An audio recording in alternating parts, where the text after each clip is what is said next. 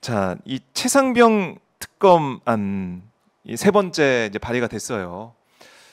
두 번 다 거부권 행사 이후에 폐기가 됐고 세 번째 안이 발의가 됐는데 관심을 끄는 부분은 바로 한동훈 대표가 얘기해 왔던 제3자 추천 최상병 특검안 이거 발의가 되는 건지 안 되는 건지 이게 아직까지 모르겠습니다. 어떻게 보세요? 한동훈 대표를 그래도 네. 항상 자기의 폼을 중시하는 사람이니까 폼을 중시하는 자기가 하겠다고 했던 것을 설마 거부를 할까? 국민 앞에 이렇게 얘기를 했는데 네. 그렇게 자기를 드러내고 싶어하는 성격의 소유자가 그 약속을 안 지켜서 지탄받는 일을 할까 싶어서 좀 기대를 했는데 예. 아유 근데 그러지 못하는 거 보고 폼만 중시했지 용기는 없는 사람이구나 그 생각을 요새 느끼고 있습니다. 네. 오히려 한동훈 대표 이렇게 얘기하더라고요. 정 급하면 민주당이 기존 법안을 처리하고 독소 조항을 뺀 특검안 발의하면 통과할 가능성이 커지지 않겠느냐 이렇게 얘기를 했어요. 그러니까 자기가 하겠다고 해놓고는 네. 안 해버리고 또 뭐 독소 조항 네, 빼라는 네. 식으로 애매한 또 화법을 사용을 하고 너희들이 해오면 해주겠다고도 아니고 네. 가능성이 높아지지 않겠냐고 또 남의 일 보듯이 그렇네요. 이렇게 얘기를 하는 거 보면은 예. 굉장히 그 상황에 따라서 능수능란하게 말을 자르는 사람이라는 생각은 드는데 예.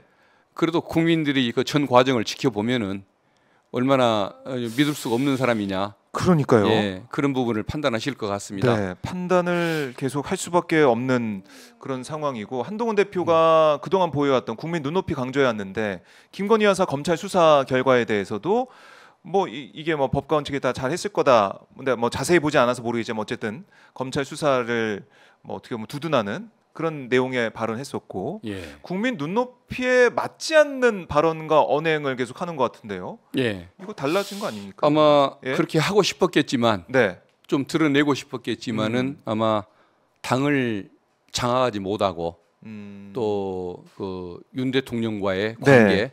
여기서 두려움을 느끼기 때문에 결국은 자기 약속을 못 지키는 조금 비겁한 행태를 취하는 것 같습니다. 두려움을 느낀다. 예. 두려움 어떤 면에서 그렇게 좀 보시는 거예요? 두려움을 느낀다? 그 버려질 것에 대한 두려움이겠죠. 그러니까 윤석열 정권이 워낙 인기가 없다 보니까 네. 보수 세력이 그 다음 타자로 기대를 갖고 한동훈을 이제 지지해줬던 거 아니겠습니까? 네. 그렇지만 여전히 공권력은 뭐 윤 대통령에게 있고 국힘의 의원들은 거의 다 또 뭐 친윤이죠. 대부분이 또 친윤이고 예. 그러다 보니까 아하. 그분들한테 이제 내처짐을 당하는 이런 상황들, 뭐 이런 부분들 때문에 저는 뭐 겁을 먹고 네. 아마 발을 빼는 것이 아닐까 싶습니다. 그러니까 차기 대권을 이제 노리려면 준비하려면 물론 윤석열 대통령과 차별화도 해야 되지만 그렇게 딱 끊으면은 또 당내 입지가 좁아지기 때문에 예. 그것도 못 하고 있고 예. 이래저래 힘든 상황이다. 예. 이렇게 보시는 건데. 그 정도는 할 수 있는 그러니까 이미 공언을 하고 내뱉었던 말을 지킬 수 있을 정도의 용기는 있을 줄 알았는데 네. 그걸 못 하는 거 보고 아니구나. 아니구나. 예. 그래요. 그러니까 지금 이재명 대표와의 이 회담, 뭐 양자 회담, 여야 대표 회담도 맨 처음에 생중계하자고 그러더라고요. 생중계. 근데 처음 듣고 저도 회담인데 왜 생중계하지 이런 생각이 들었는데. 예, 방송 토론회로 알고 있었던 것 같습니다. 대선 주자 토론회로 생각한지 예. 모르겠지만은 예. 나중에 뭐 그게 뭐 조건은 아니다, 전제 조건 아니다 이렇게 얘기를 했지만은 이 정치하는 과정을 한동훈 대표가 정치권에 들어와서 하는 모습을 쭉 이제 보셨고 검찰 내부에서도 보셨고 했는데 어떻게 좀 평가하십니까? 한동훈 대표의 정치인 한동훈. 참 말을 여전히 잘하죠. 말을 잘한다. 말을 잘하는데 예. 근본적으로 보면은 어떤 국민에 대한 애정이 있는 것은 아닌 것 같습니다. 그러니까 국민을 위해서 국가를 위해서 기여할 만한 컨텐츠는 갖추고 있지를 못한 것 같고 네. 다만 순간순간 그 마음을 사는 그 말기술 이것은 좀 뛰어난 면이 있는 것 같습니다. 네. 그러니까 대표적으로 그렇게 표현하는 것 같은데 정치부 기자분들 가끔 만나서 얘기를 해보면 제가 한동훈 대표가 이재명 대표님보다 말을 더 잘하는 것 같지 않냐? 라고 했더니 일명 그런 것이 있는 것 같다는 겁니다. TV를 통해서 두 분이 얘기를 하는 거 보면 다들 그렇게 호감을 갖게 만들고 혹하게 만드는 그런 것은 있는데 이것을 나중에 문서로 네. 문자화해서 내용을 구체적으로 한번 살펴보면은 이재명 대표 얘기는 내용이 있고 여기는 컨텐츠가 없다. 말기술만 있다는 걸 느낄 수가 있다. 그래서 화면으로 비추는 것이 아니라 비교할 것이 아니고 문자로 비교해 보면은 어떤 국가를 위한 비전이나 서민들에 대한 근본적인 애정이나 이런 열정 같은 것들이 분명히 차이가 나게 드러난다고 얘기를 하던데 그게 정확한 표현인 것 같습니다. 결국은 내용이 없는 거죠.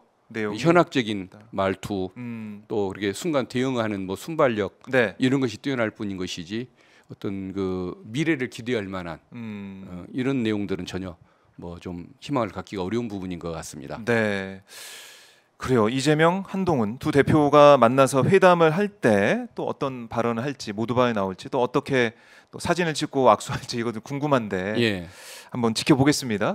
지켜보고요. 최상면 특검 얘기 나왔으니까 지금 보면은 임성근 전 사단장 휴대폰 포렌식의 일부 성공하면서 수사 속도를 뭐 높이고 있다 이런 관측도 좀 나오고 있고 공수처에서 수사를 하고 있는 거 아니겠습니까? 근데 지난번에 7월에 의원님이 직접 물어보셨잖아요. 임성근 전 사단장한테 휴대폰 비밀번호 공수처에 알려줄 의사가 있냐라고 물었더니 임 전 사단장이 그때 알려준 의사는 있는데 기억하지 못하고 있다 이렇게 답을 했어요. 그때 그 기억이 지금 떠오르는데. 아이고 제가 그때 하도 그 코미디 같은 발언에 어이가 없어서 웃었습니다. 웃었잖아요. 그랬다가 아주 지지자분들한테 또 따끔한 충고를 들었습니다. 아니 그런 황당한 답변을 하는데 따끔하게 얘기해요. 화를 내야지 왜 웃었냐고. 근데 제 답변은 원래 기대를 안 했던 사람이 갑자기 뭐 제공할 의사가 있다고 해서 잠시 저도 그냥 놀랐는데 역시나 엉뚱한 답변이 나온 거 보고 어이가 없어서 웃었지. 제가 뭐 저 찬동해서 웃는 것이 아니었다고 얘기는 변명을 했는데 정말 어떻게 대한민국 그 장성이라는 사람이 비밀번호를 진짜 잊어버렸으면 그 군을 지휘할 능력이 안 되는 것이고 만약에 거짓말이라고 한다면 국민을 상대로 거의 그냥 뭐 농담성 그 장난을 치는 것이기 때문에 그 태도가 용서가 안 되는 것이고 어쨌든 그걸 뭐 좋은 시각에서 볼 수는 없는 일이었던 것 같습니다.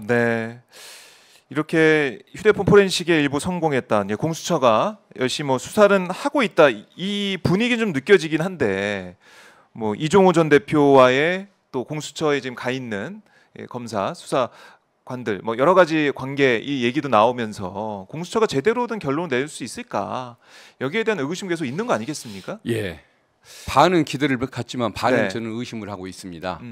지난 그 공수처장 차장 김진욱 처장 여운국 차장 여기가 1월달에 퇴직을 한 이후로 그 금년 6월달에 이제 새 처장이 부임했지 않습니까? 그 5개월 동안 공수처가 한 일이 없습니다. 그때 직무 대응을 했던 뭐 부장들이 2명이 다 검찰 출신이라고 하는데 계속 수사를 방해했다고 소문이 들려옵니다. 그리고 최근 들어서는 이제 그 새 처장이 부임한 뒤로는 이 일이 진행은 되고는 있는데 또 뭐 중간을 또 차지하고 있는 검찰 출신 간부들이 여전히 그 자꾸 이렇게 제동을 걸고 뜸을 들이고 좀 일을 제대로 시원스럽게 진행을 하지 못하게 하는 이런 뭐 좀 부정적인 작용을 하고 있다는 소문이 들려오기 때문에 공수처라는 조직을 좀 얼마만큼 믿어야 할 것인지 그래서 조금 여전히 답답한 생각이 드는데 결국은 특검으로 갈 수밖에 없다. 공수처는 현실적으로 할 수 있는 범위 내에서 그래도 조금이라도 진행을 해주기를 기대할 뿐이고 근본적으로는 저 특검으로 갈 수밖에 없다는 생각을 합니다. 첫째는 공수처가 완전히 신뢰를 얻지 못했기 때문이고 두 번째는 이 사건을 검찰로 송치를 해야 합니다.